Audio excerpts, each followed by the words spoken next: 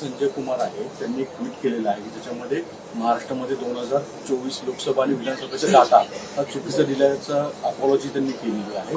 याच डाटावर राहुल गांधींनी आरोप केले गेले होते असं म्हटलं गेलं। ही खरी गोष्ट आहे की सीएसडीएसनी जो डेटा दिला होता आणि ज्या डेटावर आधारित इलेक्शन कमिशनवर राहुल गांधींनी आरोप केले होते आणि आमच्याही लेजिटिमेटली निवडून आलेल्या सरकारला आरोपीच्या पिंजऱ्यात उभं केलं होतं।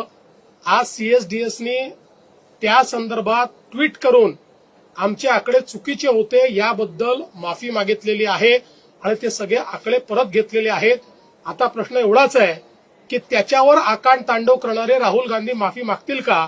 मला बिलकुल अपेक्षा नाही, कारण राहुल गांधी हे एक प्रकारे जसं सिरियल किलर असतात तसे ते सिरियल लायर आहेत।